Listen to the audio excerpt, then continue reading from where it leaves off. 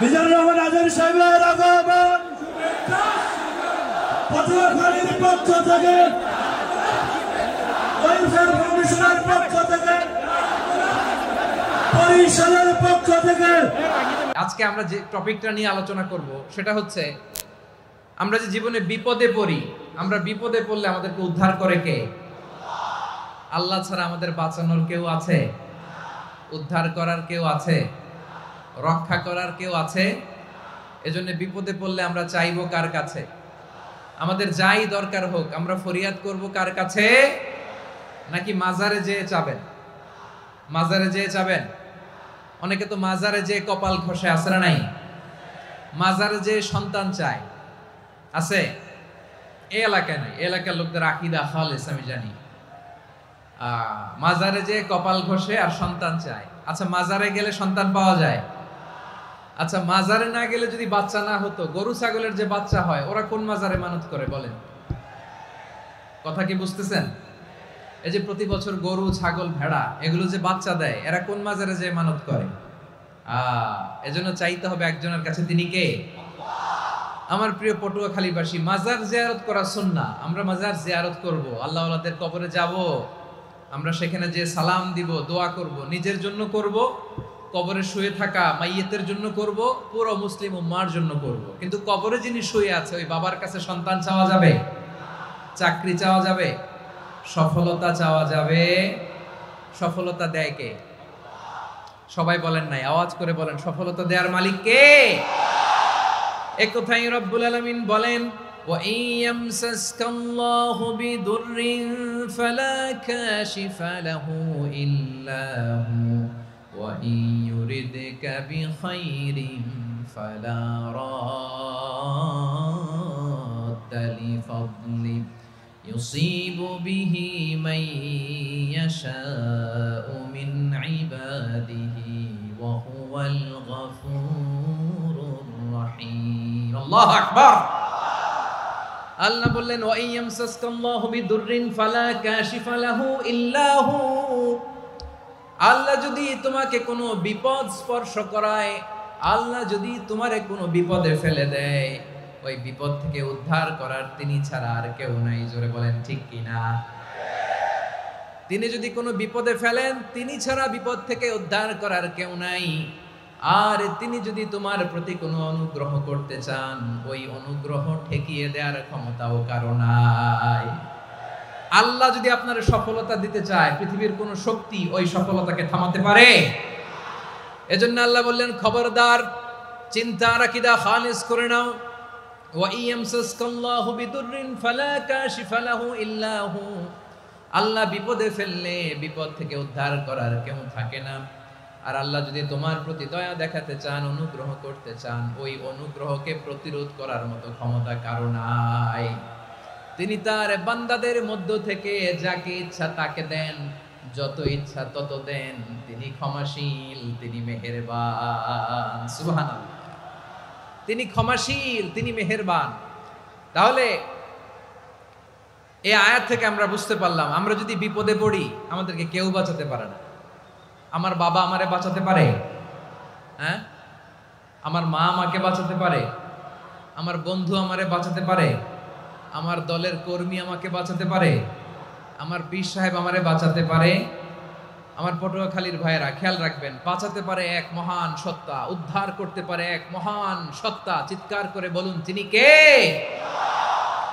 আবার আল্লাহ বললেন, আম্মাই ইউজিবুল মুত্তাররা ইযা দাআহু ওয়া ইয়াকশিফুস সুআ ওয়া ইয়াজআলুকুম খুলাফাআল আরদ আইলাহুম মা'আল্লাহ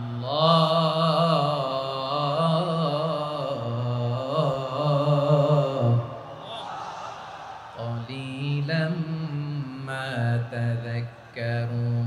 রব্বুল আলামিন বলেন, বিপদে পড়ে কাতর কণ্ঠে চিন্তাগ্রস্ত হয়ে যখন কেউ ফরিয়াদি হয়ে আল্লাহর ডাকে হাত তোলে, তখন এই ব্যক্তির ডাকে সাড়া দেয় কে? সবাই বলুন কণ্ঠে। বিপন্ন অবস্থায় আপনি যখন কেঁদে কেঁদে হাত তুলে আপনার দুঃখের কথা জানান, আপনি যখন ডাকেন তারে, তখন আপনার ডাকে সাড়া দেয় কে? আল্লাহ বলে আমি সাড়া দেই। তোমাদের বিপদকে মুক্ত করে দেয় কে? ওই আল্লাহর সাথে কোনো উপাস্য আছে নাকি? কিন্তু খুব অল্প সংখ্যক লোকই তোমরা উপদেশ গ্রহণ করো। কথাটা কার? তাহলে বিপন্ন মানবতা যখন কাঁদে, মানুষ যখন বিপদে পড়ে নিরুপায় হয়ে ফরিয়াদ করে, তার ডাক শোনার কেউ নাই একজন ছাড়া। চিল্লায় বলেন তো তিনি কে? এজন্য আমরা ফরিয়াদের হাত কার দিকে তুলব?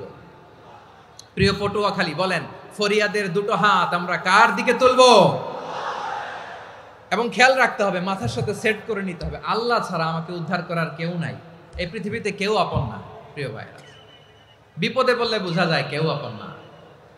আপন শুধু একজন মহান সত্তা, তিনি কে? এটা কি আপনারা খেয়াল রাখতে পারবেন?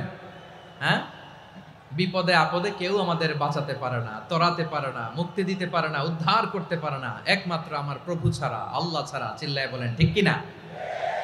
এবং প্রিয় পটুয়াখালীর ভাইয়েরা, মাথার সাথে এটা সেট করে নিতে হবে যে আমাদের পুরো জীবনটাই পরীক্ষা।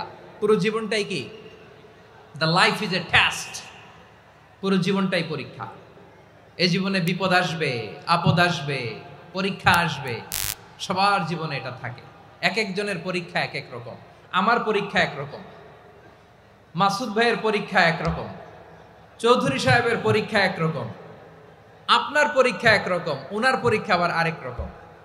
পুরো পৃথিবীটাই পরীক্ষা ক্ষেত্র, সবাই পরীক্ষা দিচ্ছি, কিন্তু কারো পরীক্ষা প্রশ্নের সাথে কারোটার মিল নাই। সুবহানাল্লাহ পড়বেন না? পুরোটাই পরীক্ষা ক্ষেত্র, সবাই পরীক্ষার্থী, কিন্তু প্রশ্নপত্র একটার সাথে আরেকটা মিলে না। One doesn't match the other. একজনেরটার সাথে আরেকজনেরটা মিলে না। কাউকে আল্লাহ তাআলা ধনী বানিয়ে পরীক্ষা করেন। কি বানিয়ে?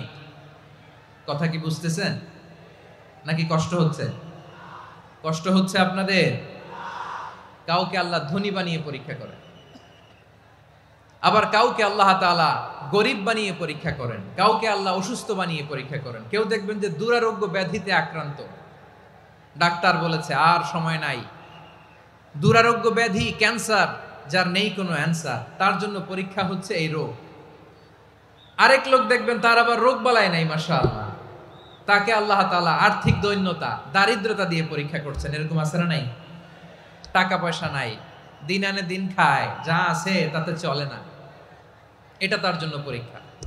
আবার আরেক শ্রেণীর লোক দেখবেন তাকে আল্লাহ অসুস্থতাও দেয় নাই, দারিদ্রতাও দেয় নাই, তার দাম্পত্য জীবনের সমস্যা আছে না নাই?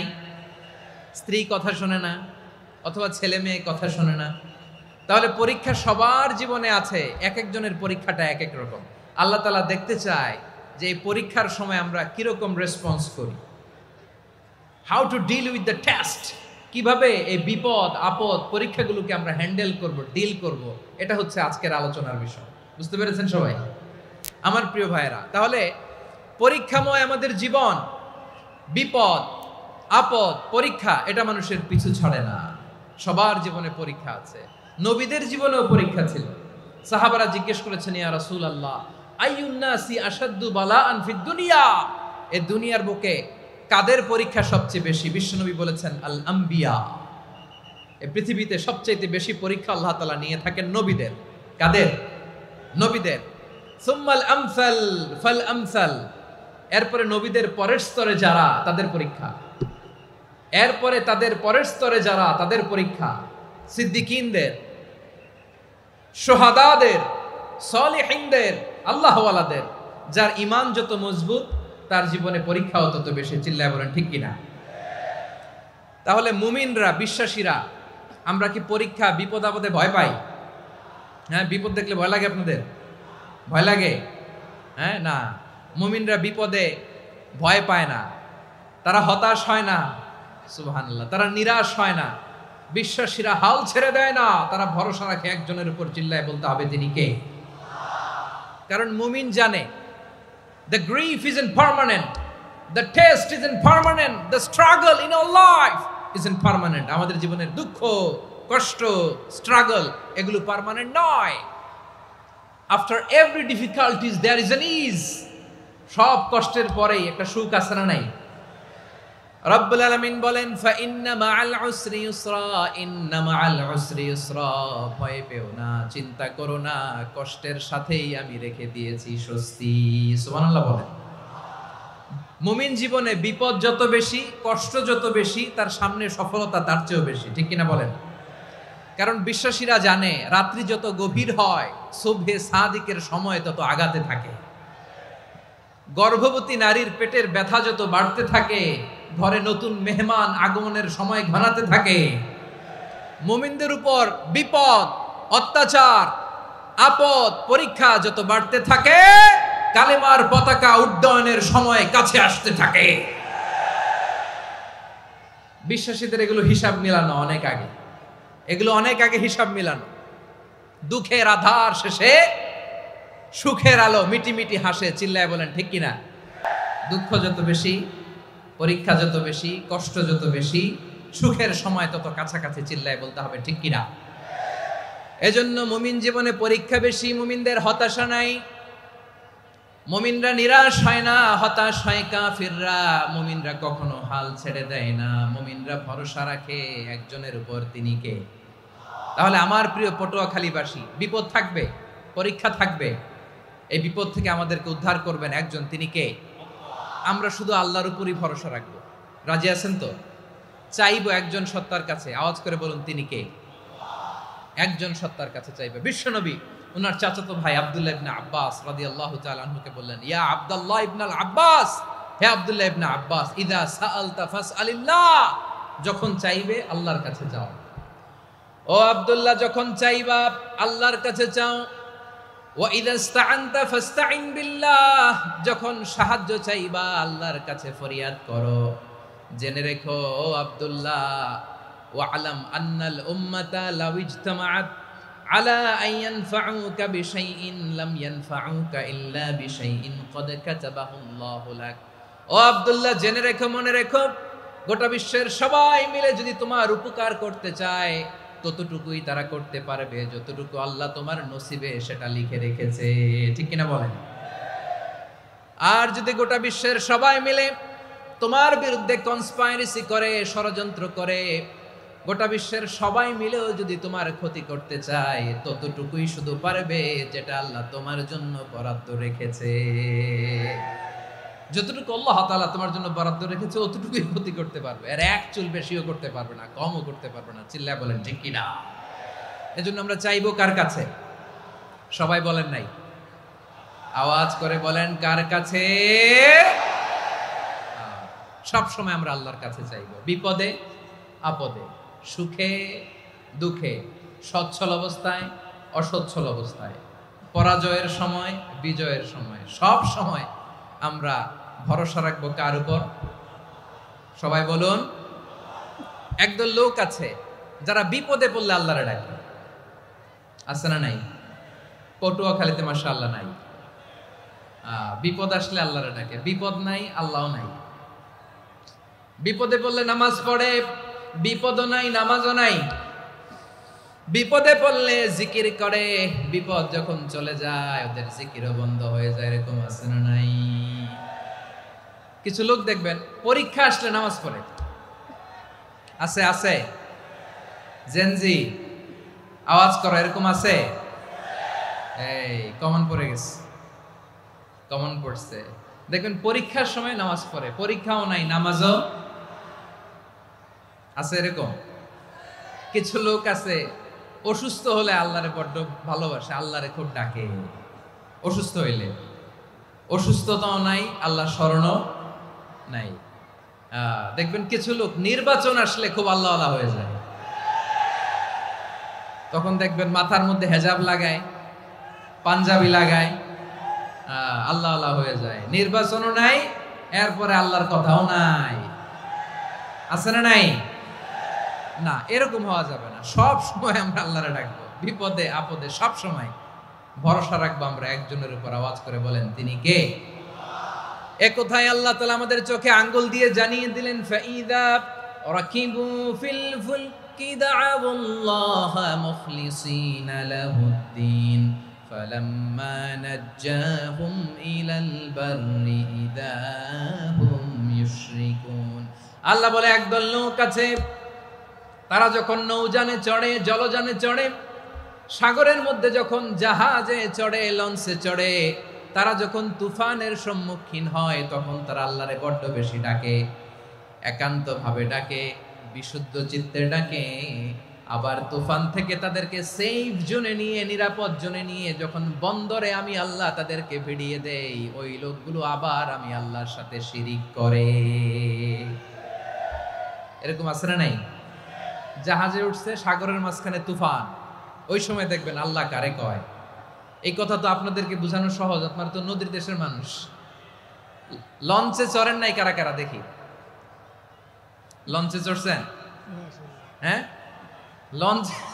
লঞ্চে চড়ে নাই এরকম একজনও নাই এখানে আচ্ছা লঞ্চে উঠছেন কে কে দেখি মাশাআল্লাহ মাশাআল্লাহ মাশাআল্লাহ ঠিক আছে আপনাদের বোঝানো সহজ আচ্ছা লঞ্চে উঠে তুফানের সম্মুখীন হয়েছেন জলোচ্ছ্বাস সবাই মাশাআল্লাহ তো এই ওয়াজ তো আপনাদের মুখস্থ ঠিক কিনা বলেন আমার বলার দরকার নাই বলেন মাঝ নদী তুফান জলোচ্ছ্বাস জলের মধ্যে উচ্ছ্বাস ঢেউ টর্নেডো সাইক্লোন মেঘের ঘনঘটা পরিবেশ ঘুটঘুটে অন্ধকার লঞ্চ একবার এদিকে আরেকবার ওইদিকে ভিতরে কি অবস্থা হয় বলেন তো হ্যাঁ তখন মুসলিম আল্লাহর ডাকে হিন্দু আল্লাহর ডাকে ঠিক কিনা বলেন আস্তিক আল্লাহর ডাকে নাস্তিক আল্লাহর ডাকে ঠিক কিনা লঞ্চের ভেতর স্টিমারের ভেতর কান্নারে রোল পড়ে যায় চিৎকারের রোল পড়ে যায় সবার মুখ দিয়ে শুধু একটা আওয়াজ লা ইলাহা লা ইলাহা লা ইলাহা সুবহানাল্লাহ আলহামদুলিল্লাহ লা ইলাহা আল্লাহ নামের জিকির করবে যারা আল্লাহর কাছে প্রিয় তারা আল্লাহর কাছে প্রিয় যারা জান্নাতে প্রবেশ করবে তারা জোরে লা ইলাহা লা ইলাহা ইল্লাল্লাহ লা ইলাহা ইল্লাল্লাহ মুহাম্মাদুর রাসূলুল্লাহ সাল্লাল্লাহু আলাইহি ওয়াসাল্লাম আমার প্রিয় পটুয়াখালীবাসী তাহলে লঞ্চের ভেতরে যখন আমরা তুফানের মধ্যে পড়ি তখন সবাই মিলে আমরা একটা নামের জিকির করি নামটা কার মুসলমানেরাও ডাকে হিন্দুরাও ডাকে আস্তিকও ডাকে নাস্তিকও ডাকে সবাই ডাকে একজনকে তিনি কে আবার দেখবেন ওই আল্লাহ তুফানের পরে ঝড়ের পরে ওই লঞ্চটাকে যখন সদর ঘাটে ফিরিয়ে দেয় আবার আমরা নাফরমানি শুরু করে দেই সে কোথায় আল্লাহ বললেন ফাইদা রাকিবু ফিল ফুলকি দাআউল্লাহ মুখলিসিনা লাহুদ্দিন ফালাম্মা নাজ্জাহুম ইলাল বাররি ইযা হুম ইউশরিকুন সাগরে যখন তুফানে পড়ে আমি আল্লাহর ডাকে আবার আমি আল্লাহ যখন বাঁচিয়ে দেই আবার আমি আল্লাহর সাথে শিরিক শুরু করে আমরা কি এরকম হতে চাই নাকি এরকম করবেন হ্যাঁ না আমরা তুফানে পড়লেও আল্লাহরে ডাকি আবার বাঁচায় দেওয়ার পরেও ডাকি কারে আল্লাহকেই ডাকি বিমানের মধ্যে মাঝে মাঝে দেখবেন যে এয়ার টার্বুলেন্স হয় জানেন এয়ার টার্বুলেন্স জানেন তো মাঝে মাঝে বিমানটা বাউন্সিং করে বাম্পি ভেরি বাম্পি ওয়েদার শুনেন নাই 40,000 ফিট উপরে যখন থাকে তখন পাইলট মাঝে মাঝে বলে dear passengers ladies and gentleman right now we are flying 40,000 feet above the ground and we are passing very heavy air turbulence right now please fasten your seat belt দেখবেন মাঝে মাঝে বলে যে ভদ্র মহিলা ভদ্র মহোদয়গণ আমরা 40,000 ফিট উপর দিয়ে যাচ্ছি আর এয়ার টার্বুলেন্স ফেস করছি মেহেরবানি করে আল্লাহর রাস্তে সিট বেল্ট বাঁধুন তখন বিমানটা এরকম বাউন্সিং করে শেকিং করে।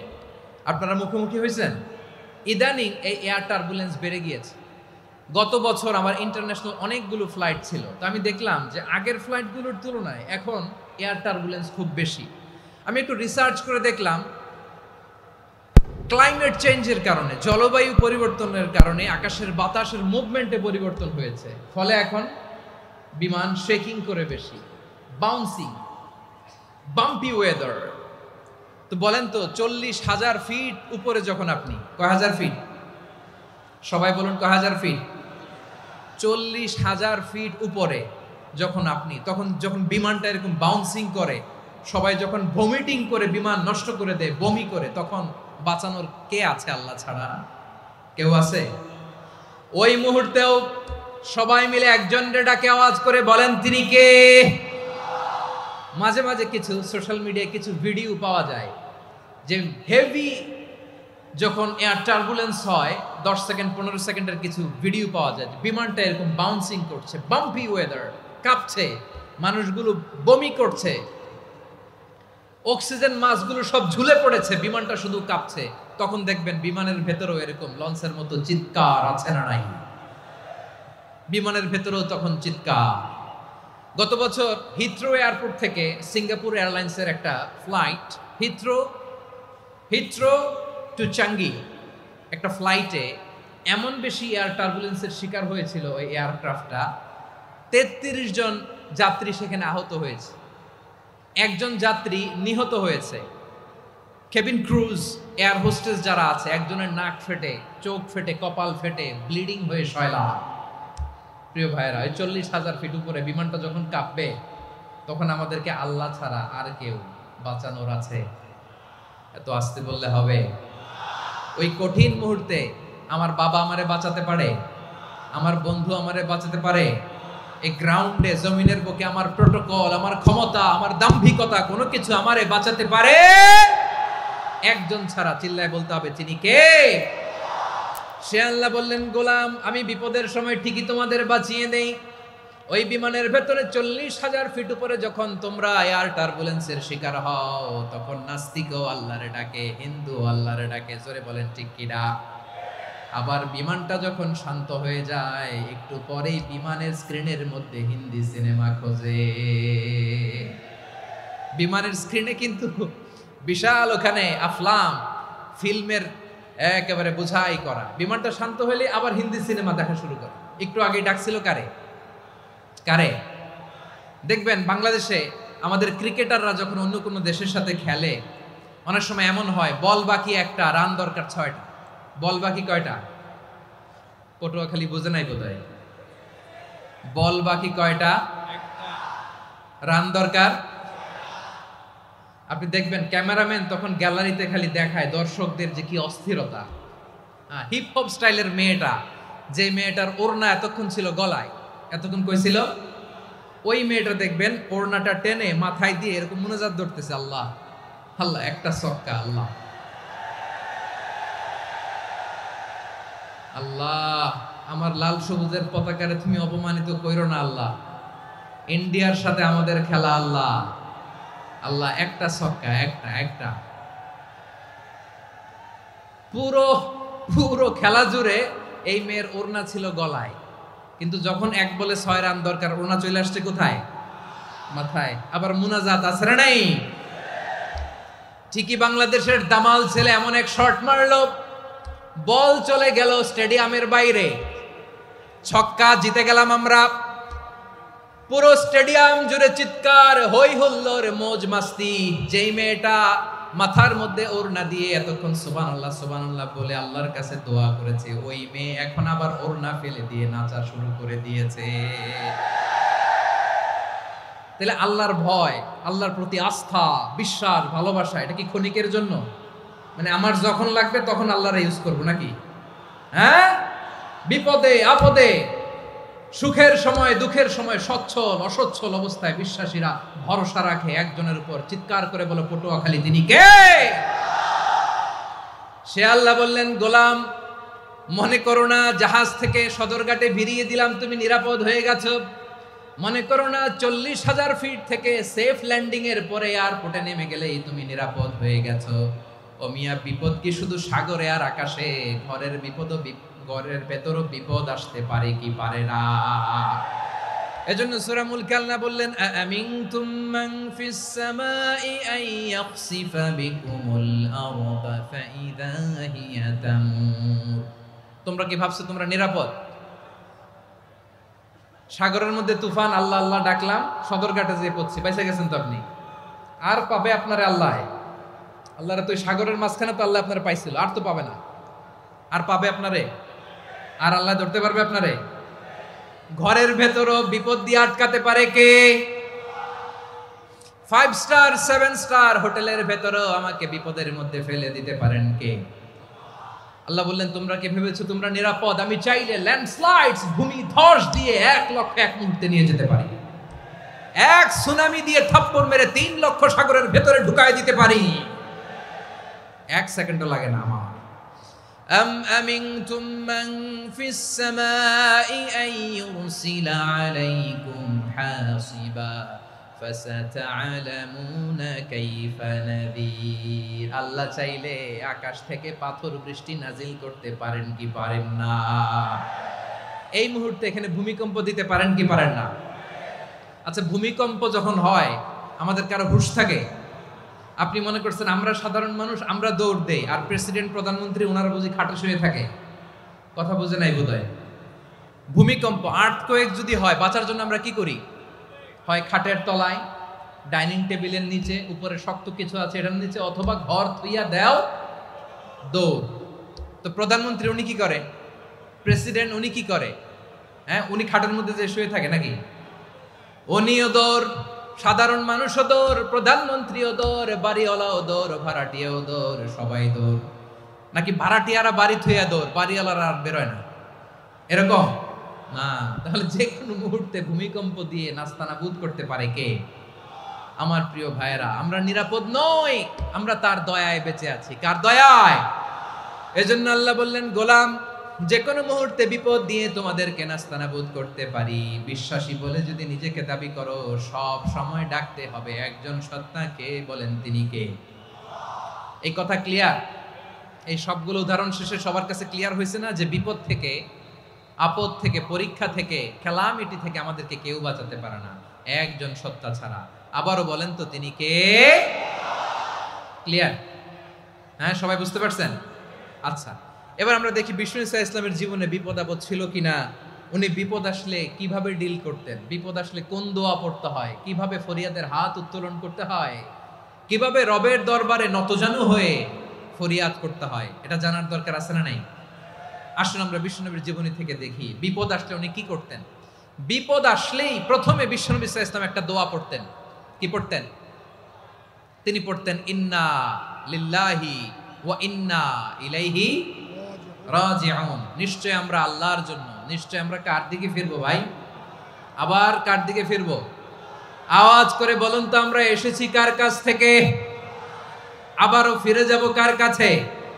এজন্য বিশ্বনবী পড়ছেন, ইন্না লিল্লাহি ওয়া ইন্না ইলাইহি রাজিউন। নিশ্চয় আল্লাহর জন্য, ওই আল্লাহর দিকেই আমরা ফিরে যাব। তারপরে বিশ্বনবী পড়তেন, আল্লাহুম্মা আজুরনি ফি মুসিবাতি ওয়াখলুফ লি খায়রাম মিনহা। একসাথে প্রথমে পড়তেন ইন্না লিল্লাহি ওয়া ইন্না ইলাইহি রাজিউন, তারপর পরে পড়তেন আল্লাহুম্মা আজুরনি ফি মুসিবাতি ওয়াখলুফ লি খায়রাম মিনহা। মানে আল্লাহ, এই যে আমি বিপদে ধৈর্য ধারণ করলাম, এটার সব তুমি আমারে দাও, আর যেটা হারালাম এর চেয়ে ভালো কিছু দিয়ে মেকআপ করে দিও, ভালো কিছু দিয়ে বদল করে দিও। সুবহানাল্লাহ পড়েন। তাহলে বিপদ আসলে আমরা কি পড়ব? কথা বলেন। এই যে আমি শুয়েছিলাম, নাশিদ গাচ্ছিল ওরা, এদেশে পরস্পরে দেখা হলে দেয় সালাম, এদেশে আমজনতার হৃদয় জুড়ে পাকালাম, এদেশে বিপদ এলে সর্বজনে সর্বক্ষণে দোয়া পড়ে ইন্না লিল্লাহ। কি পড়ে? সুবহানাল্লাহ সুবহানাল্লাহ সুবহানাল্লাহ সুবহানাল্লাহ। এদেশে আজান শুনে সূর্য ওঠে শহর গ্রামে, এদেশে আজান শুনে সূর্য ডুবে সন্ধ্যা নামে, এদেশে সকল কাজে সবাই বলে বিসমিল্লাহ, এদেশে ভালো কিছু দেখে শুনে হাসি মুখে সবাই বলে মাশা আল্লাহ। সুবহানাল্লাহ পড়েন। তাহলে বিপদ এলে আমরা কি পড়ি? কথা বুঝলে সবাই উত্তর দিতে হবে। বিপদ এলে কি পড়ি? তাহলে বিপদ এলেই আমরা এখন থেকে ইন্না লিল্লাহ পড়বো, নাকি হাই হুতাশ করবেন? একদল আছে হাই হুতাশ করে, হায় আল্লাহ রে মোর কি হইল রে, মুই কি হরমু রে, মুই কমবে জামু রে, আছে না নাই? এরকম বিলাপ করতে নিষেধ করেছেন বিশ্বনবী। কি করব, কই যাব, কি হবে, হায় হায়, এরকম হাহুতাশ আছে না নাই?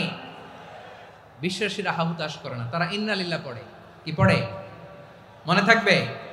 আমরা পড়বো ইন্না লিল্লাহি ওয়া ইন্না ইলাইহি রাজিউন। নিশ্চয়ই আমরা আল্লাহর জন্য, আমরা আল্লাহর দিকেই ফিরে যাব। এরপর পড়বো আল্লাহুম্মা আজুরনি ফি মুসিবাতি ওয়া আখলুফ লি খায়রাম মিনহা।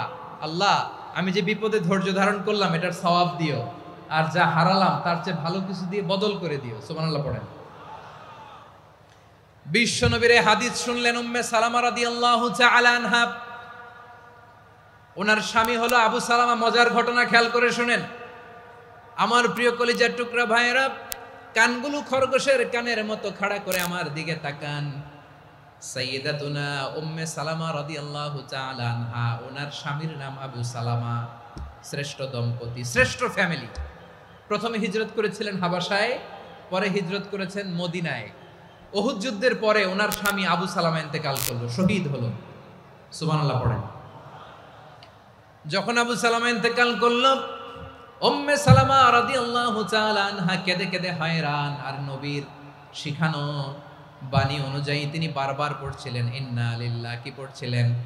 জামু কি হরমু এগুলো বলে নেই, কি বলছে? ইন্না লিল্লাহ। যেহেতু বিশ্বনবী বলেছেন কেউ যদি বিপদের প্রথম ধাক্কায় পড়ে ইন্না লিল্লাহি ওয়া ইন্না ইলাইহি রাজিউন, আল্লাহুম্মা আজুরনি ফি মুসিবাতি ওয়া আখলুফ লি খায়রাম মিনহা, তাহলে এই বিপদে যে সে যা হারালো তার চেয়ে শ্রেষ্ঠ কিছু দিয়ে আল্লাহ তার বদল দিয়ে দিবে। এই হাদিস শুনে উম্মে সালামা রাদিয়াল্লাহু তাআলা আনহা ওনার প্রাণ প্রিয় স্বামী আবু সালামার ইন্তেকালের পরে চোখের পানি ছাড়ে আর পড়ে ইন্না লিল্লাহি ওয়া ইন্না ইলাইহি রাজিউন, আল্লাহুম্মা আজুরনি ফি মুসিবাতি ওয়া আখলুফ লি খায়রাম মিনহা। বারবার এই দোয়া পড়ে চোখের পানি ছাড়ে, এই দোয়া পড়ে চোখের পানি ছাড়ে, আর মনে মনে বলে আবু সালামার মতো ভালো মানুষ মদিনাতে নাই, আবু সালামার চেয়েও ভালো মানুষ মদিনাতে নাই, তার চেয়ে ভালো মানুষ কি করে আল্লাহ তাআলা আমারে দিবে, তার চেয়ে ভালো মানুষ তো আমি মদিনাতে দেখি না। চোখের পানি দিয়ে বুক ভাসায় আর নবীর হাদিসের উপর আমল করে পড়ে ইন্না লিল্লাহি ওয়া ইন্না ইলাইহি রাজিউন, ইন্না লিল্লাহি ওয়া ইন্না ইলাইহি রাজিউন। পড়তে পড়তে চোখের পানি ছাড়ে আর চিন্তা করে বিশ্বনবী বললেন এই দোয়া পড়লে যেটা হারালাম তার চেয়ে ভালো কিছু দিয়ে আল্লাহ পুরস্কার দেয়। আবু সালামার চেয়ে ভালো মানুষ মদিনার মধ্যে আর কে হতে পারে? কি আজীব তামাশা, কি অবাক করা ঘটনা। কিছুদিন পরে দেখা গেল সাইয়্যিদুল মুরসালিন রাহমাতাল লিল আলামিন স্বয়ং বিশ্ব নবী উম্মে সালামাকে বিয়ের প্রস্তাব পাঠিয়েছে। স্বয়ং বিশ্ব নবী উম্মে সালামা রাদিয়াল্লাহু তাআলা আনহাকে বিয়ের প্রস্তাব পাঠিয়েছেন। উনি রাজি হয়ে গেলেন, বিয়ে হয়ে গেল, উনি হয়ে গেলেন উম্মুল মুমিনিন, আমাদের মা, পুরো মুসলিম উম্মার মা। চিৎকার করে বলেন আল্লাহু আকবার। তাহলে আমার প্রাণপ্রিয় ভাইয়েরা, বিপদে পড়লে আমরা পড়বো ইন্না লিল্লাহি ওয়া ইন্না ইলাইহি রাজিউন, আল্লাহুম্মা আজুরনি ফি মুসিবাতি ওয়া আখলুফ লি খায়রাম মিনহা। পড়বেন? পড়বেন না? যারা যারা বিপদ আসলে এই দোয়াটা পড়বেন এখন থেকে আওয়াজ করে ইনশাআল্লাহ বলেন। যা হারাইছেন তার চেয়ে শ্রেষ্ঠ জিনিস দিয়ে বদলা দিবে কে? বিশ্বাস হয়? একটু সন্দেহ লাগে মনে হয়, একটু সন্দেহ আছে? যাদের বিশ্বাস হবে তাদের কি আল্লাহ উত্তম বদলা দিবে, ঠিক কিনা বলেন? তাহলে বিপদে পড়লেই প্রথমে আমরা এটা পড়ব। দোয়াগুলো যদি এখন মুখস্থ না হয়, এই যে রেকর্ডিং হচ্ছে পেয়ে যাবেন, কালকেই পেয়ে যাবেন, শুনে শুনে মুখস্থ করবেন। আমার মায়েরা, আমার বোনেরা, আপনাদের জন্য 3টি মাঠের অ্যারেঞ্জমেন্ট করা হয়েছে, আমি জানি। আপনারাও এই দোয়াগুলো পড়বেন, আপনার স্বামীকে শেখাবেন, সন্তানকে শেখাবেন, আপনার পুরো পরিবারটাকে জান্নাতের টুকরো বানিয়ে দিবে কে? তাহলে বিপদ আসলে প্রথমে কি পড়তে হবে এটা জেনে গেলাম। এরপরে বিপদ আসলে নিজেকে কি করে আল্লাহর কাছে সঁপে দিতে হয় এটাও জানার দরকার আছে না নাই? বিপদে প্রথমে ইন্নালিল্লাহ পড়লাম, ধৈর্য ধারণ করলাম, বিপদ থেকে উদ্ধারের সর্বোচ্চ চেষ্টা করলাম। আমার কাজ যখন শেষ তখন আমি আমার এই বিষয়টা আল্লাহর কাছে সঁপে দিব। কার কাছে সুপর্দ করব? কার কাছে? বিপদে বললে কেমন করে নিজেকে আল্লাহর কাছে সঁপে দিতে হয়, আসুন সাইয়েদনা ইব্রাহিম আলাইহিস সালামের জীবনী থেকে জানি। আল্লাহর খলিল ইব্রাহিম আলাইহিস সালাম আমাদের মতো সমাজ ব্যবস্থা পায় নাই। আমরা জন্মের পরে আমাদের কানের ভেতরে আজান দিয়েছে কে? একামত দিয়েছে কে? আমাদের বাপদাদারা আমাদের কানে আজান দিয়েছে কি? দেয় নাই। আমাদের জন্মের পরেই তো আজান, একামত, বাড়ির পাশে মসজিদ, প্রতিদিন আজান, জুমার খুতবা, প্রতি মাসে মাসে তাফসিরুল কোরআন মাহফিল, মসজিদ, মিনারা, অভাব নাই। ঠিক কিনা বলেন? আপনি যেই সুন্দর ইসলামিক এনভায়রনমেন্ট পেয়েছেন, আমাদের ইব্রাহিম খলিল উনিও কি এরকম পেয়েছিলেন? হ্যাঁ, উনি জন্মের পর পরে ওনার কানে আজান দিছে কেউ? আমার প্রিয় ভাইরা, আগা গোড়া একটা শিরকি পরিবেশ উনি জন্মগ্রহণ করেছে। উনি ছাড়া ওই তল্লাটে একজনও আল্লাহর উপর বিশ্বাসী নাই। কল্পনা করতে পারেন? গোটা তল্লাটে, গোটা দেশে বিশ্বাসী মুমিন, আল্লাহর উপর বিশ্বাস স্থাপনকারী কয়জন? সবাই বলেন কয়জন? বাকি সব মুশরিক। বাকি সব মুশরিক নিজের সাথে নিজে শক্ত বোঝাপড়া করে, অ্যানালজি করে, সেলফ কনভারসেশন করে উনি মহা সত্যের সন্ধান পেয়েছে। উনি আকাশের তারা দেখে ভাবে মনে হয় এটাই আমার খোদা। ওরা দেখে তারা নাই, মনে মনে বলে না তাইলে এটা না। আবার চাঁদ দেখে বলে চাঁদটা বড় মায়া লাগে, মনে হয় এটাই আমার রব। পরে দেখে চাঁদও নাই, কয় না এটা না। এরপরে দ্বিপ্রহরের জলজলে সূর্যটা খাঁ খাঁ করে গোটা পৃথিবীটারে রৌদ্র দিয়ে তাতিয়ে রাখে। তিনি ভাবলেন মনে হয় এটাই আমার রব, কারণ এটাই তো সবচেয়ে বড়। কিন্তু বিকেল বেলা ওই সূর্যটাও যখন চলে যায়, সাইয়েদনা ইব্রাহিম বলে না এটাও তো নাই। আমার খোদা যদি আমারে ছেড়ে চলে যায়, বিপদে পড়লে আমারে উদ্ধার করবে কে? এভাবে নিজের সাথে অ্যানালজি, সেলফ কনভারসেশন করতে করতে করতে তিনি মহা সত্যের সন্ধান পেয়েছেন। সুবহানাল্লাহ পড়েন। সব শেষে তিনি ডিসিশন নিয়ে ঘোষণা দিলেন, ইন্নী ওয়াজ্জাহাতু ওয়াজহিয়া লিল্লাযী ফাতারাস সামাওয়াতি ওয়াল আরদা হানিফান ওয়া মা আনা মিনাল মুশরিকিন। নিশ্চয় আমি এমন সত্তার দিকে মনোনিবেশ করলাম, মুখাপেক্ষী হলাম, যিনি আকাশ বানিয়েছেন, জমিন বানিয়েছেন, আমি মুশরিক নই। সুবহানাল্লাহ। পারতেন? আপনি পারতেন? কেউ নাই, লক্ষ লক্ষ মুশরিক, আপনি একা। ওনার মতো এরকম বিচক্ষণতা দিয়ে আল্লাহরে খুঁজে পাইতে পারতেন আপনি? কি নবী ছিল, আল্লাহকে খুঁজে পেয়েছে। যখন আল্লাহর ইবাদত শুরু করলো, এই কথা ছড়ায় পড়লো চারদিকে। নমরুদ সাইয়েদনা ইব্রাহিমকে ডেকে পাঠালেন। নমরুদ বলে, ইব্রাহিম তুমি নাকি মূর্তির পূজা না করে কোন নতুন রবের ইবাদত করো, কে তোমার রব? সাইয়েদনা ইব্রাহিম বললেন, রব্বি আল্লাযী ইউহয়ী ওয়া ইউমীত, আমি এমন রবের ইবাদত করি যিনি জীবন দেন, যিনি মৃত্যু দেন। নমরুদ বলে, তাই নাকি? তোমার রব জীবন দেয়, মৃত্যু দেয়? আর এটা তো আমি দেই, আমিও তো জীবন দেই, আমিও তো মৃত্যু দেই। সাইয়েদনা ইব্রাহিম বললেন, কেমন করে তুমি জীবন দাও, মৃত্যু দাও, একটু দেখাও তো। নমরুদ জেলখানা থেকে দুজন কয়েদিকে ডেকে আনলো। কয়েদি এনে অর্ডার করলো, একটাকে এখনই শিরোচ্ছেদ, হেড অফ, ডেথ পেনাল্টি, মৃত্যুদণ্ড দেয়া হলো, ফিনকি দিয়ে রক্ত বেরোলো। নমরুদ বলে, দেখো দুজনকে ধরে আনলাম, একজন কয়েদিকে দিলাম ডেথ পেনাল্টি, মৃত্যুদণ্ড, ওরে মৃত্যু দিলাম। আরেকজন যে দাঁড়িয়ে আছে, চাইলে ওরেও আমি মৃত্যুদণ্ড দিতে পারি, কিন্তু না, ওরে আমি দিব না, ওরে আমি বাঁচাইয়া দিলাম, ছেড়ে দিলাম, মানে জীবন দিলাম। দেখো ইব্রাহিম, তোমার চোখের সামনে একজনরে মৃত্যু দিলাম, আর একজনরে জীবন দিলাম। আপাত দৃষ্টিতে তাই তো, একজনরে তো জীবন দিল, আরেকজনরে মৃত্যু দিল। সাইয়েদনা ইব্রাহিম এবার বিপাকে পড়ে গেলেন। কিন্তু এক একজন নবীকে আল্লাহ এমন উইজডম, বিচক্ষণতা দিয়ে এই জমিনে পাঠিয়েছেন। মুহূর্তের মধ্যে আল্লাহর খলিল ইব্রাহিম বললেন, ফাইন্নাল্লাহা ইয়াতি বিশ-শামসি মিনাল মাশরিকি ফাতি বিহা মিনাল মাগরিব ফাবুহিতাল্লাযী কাফার। আল্লাহর খলিল ইব্রাহিম বললেন, নমরুদ বুঝলাম তুমি জীবন দাও, মৃত্যু দাও, দেখলাম, কিন্তু আমার রব, আমার আল্লাহ প্রতিদিন সকালবেলা উষা লগ্নে ওই পূর্ব দিগন্ত থেকে সূর্যটাকে উদিত করেন সাঁঝের বেলা, বিকেল বেলা, কুথুরি লগ্নে, সন্ধ্যা বেলা। ওই দ্বিপ্রহরের জল জলে সূর্যটাকে পশ্চিম দিগন্তে ডুবিয়ে দেন।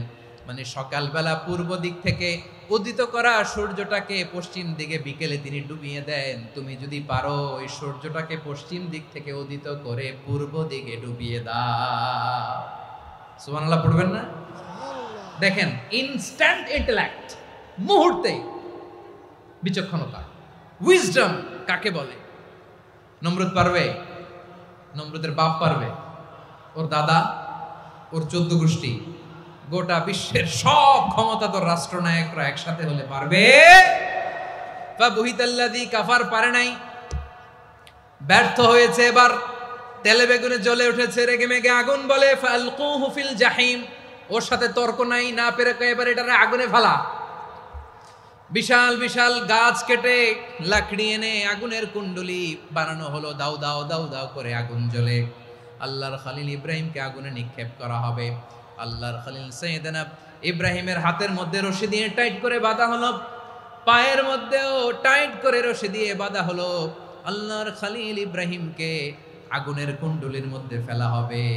ওমিয়া, আপনি যে বিপদের কারণে ভয় পান, হতাশ হন, এটা কোনো বিপদ ওনার বিপদের সামনে? পটুয়াখালী আওয়াজ করে বলুন, সাইয়েদনা খলিল ইব্রাহিমের বিপদের সামনে আমাদের বিপদগুলো কোনো বিপদ? এটা কোনো বিপদই না, এটা কোনো বিপদই না। হাত পা বেঁধে টাইট করে নিক্ষেপ করা হবে, সিম্পলি ফেলা যাবে না, কারণ দাউ দাউ করে দ্য ব্লেজিং ফায়ার, এমন আগুনের কুণ্ডলি কাছে যাওয়া যায় না, আগুনের উত্তাপে নিক্ষেপ করা হবে। হাতে রশি বেঁধে, পায়ে রশি বেঁধে আল্লাহর খলিল ইব্রাহিম আলাইহিস সালামকে আগুনের মধ্যে নিক্ষেপ করা হবে। আহা, এটার বলে অগ্নি পরীক্ষা। উনি অগ্নি পরীক্ষার সম্মুখীন হয়েছিলেন। এজন্য কঠিন পরীক্ষাকে আমরা অগ্নি পরীক্ষার সাথে তুলনা করি, ঠিক কিনা? সাইয়েদনা জিবরাইল এসে বললেন, ও আল্লাহর খলিল, ওরা তো আপনার হাতও বেঁধে ফেললো, পাও বেঁধে ফেললো, নড়াচড়ার সুযোগ নাই, বলেন আমি জিবরিল ফেরেশতা আপনার জন্য কি করতে পারি? আল্লাহর খলিল ইব্রাহিম বলেন, ও জিবরাইল, তোমার কাছে আমার কোনো চাওয়া পাওয়া নাই। সুবহানাল্লাহ বলেন। তোমার কাছে বলার কিছু নাই, তোমার সাহায্যের আমার দরকার নাই। সাইয়েদনা ইব্রাহিম আলাইহিস সালামকে হাতে পায়ে রশি বেঁধে, হাত পা বাঁধা অবস্থায় জ্বলন্ত অগ্নিকুণ্ডে যখন নমরুদের দলবল নিক্ষেপ করবে, আল্লাহর খলিল কিভাবে নিজেকে আল্লাহর কাছে সঁপে দিয়েছেন, পটুয়াখালীর ভাইরা খেয়াল করে শুনুন। হাত পা বেঁধে আল্লাহর খলিলকে যখন নিক্ষেপ করা হবে, তিনি মুখ ফুটে বলে ফেললেন, হাসবুনাল্লাহু ওয়া নি'মাল ওয়াকিল। হাসবুনাল্লাহু ওয়া নি'মাল ওয়াকিল, আমার জন্য আল্লাহই যথেষ্ট, আমার জন্য আল্লাহই যথেষ্ট। তিনি আমার সবচেয়ে বড় গার্ডিয়ান, তিনি আমার সবচেয়ে বড় অভিভাবক। জিব্রাইলের সাহায্যে অফারকে ফিরিয়ে দিলেন। দুনিয়ার বুকে কারো কাছে কিছু বলেন নাই, মুখ ফুটে বলেছেন হাসবুনাল্লাহ। ও আমার পটুয়াখালীর প্রাণের ভাইয়েরা, খেয়াল রাখবেন, কোনো বান্দা তার হাতে থাকা সব চেষ্টাটুকুন করার পরে মুখ ফসকে মুখ দিয়ে যখন বলে ফেলে হাসবুনাল্লাহ, বান্দা যখন হাসবুনাল্লাহ বলে ফেলে, ওই ব্যাপারটা ডিল করার দায়িত্ব স্বয়ং আল্লাহ আরশের উপর থেকে নিয়ে নেয়। আপনি যখন বলে ফেলবেন হাসবুনাল্লাহ, এটা ডিলিং করবে কে তখন? চিল্লায় বলেন না, তিনি কে? বান্দা তার সাধ্যের সবটুকু চেষ্টার পরে নতজানু হয়ে যখন বলবে হাসবুনাল্লাহ, আল্লাহ তুমি আমার জন্য যথেষ্ট, নি'মাল ওয়াকিল, তুমি আমার শ্রেষ্ঠ অভিভাবক, তখন তার কি দরকার না দরকার এটা ডিল করে স্বয়ং আল্লাহ। নিক্ষেপ করা হলো সাইয়েদনা ইব্রাহিমকে অগ্নিকুণ্ডলিতে। হাজার হাজার মানুষের দৃশ্য দেখার জন্য জড়ো হয়েছে এরকম বিশাল ময়দানে। কিন্তু কি অবাক করা ঘটনা, সবাই ভয় পাচ্ছিল, না জানে কি হয়ে যায়। আল্লাহর খলিলকে যখন আগুনের কুণ্ডলিতে নিক্ষেপ করা হয়, আল্লাহর খলিল ইব্রাহিম আগুনের কুণ্ডলীর মধ্যে বসে বসে মানুষগুলোর দিকে তাকিয়ে হাসতে শুরু করে দেয়। কারণ আকাশ থেকে রব্বুল আলামিন স্পেশাল ভার্ডিক্ট নাজিল করেছেন, স্পেশাল হুকুম জারি করেছেন, কুলনা ইয়া নারু কুনি বারদান ওয়া সালামান আলা ইব্রাহিম। ও আগুন, খবরদার, সৃষ্টির শুরু থেকে তোকে একটা ধর্ম আমি বাতলে দিয়েছিলাম, তোর ধর্ম আগুনের ধর্ম হলো যা পাবে জ্বালিয়ে সারখার করবে। আল্লাহ বলল, ও আগুন, তোর ধর্ম দিয়েছিলাম তুই সব জ্বালিয়ে পুড়িয়ে সারখার করে দিবি, কিন্তু ক্ষণিকের জন্য আমি তোর জ্বালিয়ে দেওয়ার ক্ষমতাটাকে কেড়ে নিলাম, জ্বালিয়ে ভস্ম করে দেওয়ার ক্ষমতা আমি কেড়ে নিলাম। কুনি বারদান, ঠান্ডা হয়ে যা, কিন্তু এত বেশি ঠান্ডা হবি না আবার আমার ইব্রাহিমের জন্য সর্দি লেগে না যায়। সুবহানাল্লাহ, এত আস্তে বললে হবে? কুনি বারদান, বার্দ মানে বরফ, ঠান্ডা, ঠান্ডা হ, কিন্তু এত ঠান্ডা হবি না যাতে আমার ইব্রাহিমের কষ্ট হয়। আগুন বলে, আল্লাহ একবার বললাম ঠান্ডা হ, আবার বলো এত ঠান্ডা হবি না যাতে খালিলের সর্দি না লাগে। কেমন ঠান্ডা হব, কেমন এনভায়রনমেন্ট তৈরি করে দেব বলো? আল্লাহ বললেন, সালামান আলা ইব্রাহিম, আমার খলিল, আমার কলিজা, আমার ইব্রাহিমের জন্য তুই জান্নাতের গুল বাগিচা হয়ে যা। ও ভাই, নবী মুসার মতো ঈমান হলে রাস্তা হবে সাগর জলে, নবী ইউসুফের মতো ঈমান হলে একে একে দরজা খোলে, নবী ইব্রাহিমের মতো ঈমান যদি আজও থাকে বিদ্যমান, অগ্নিকুণ্ডে দেখতে পাবে খুবসুরত এক ফুল ভাগা। কুলনা ইয়া নারু কুনি বারদান ওয়া সালামান আলা ইব্রাহিম। বান্দা যখন মুখ দিয়ে বলে হাসবুনাল্লাহ,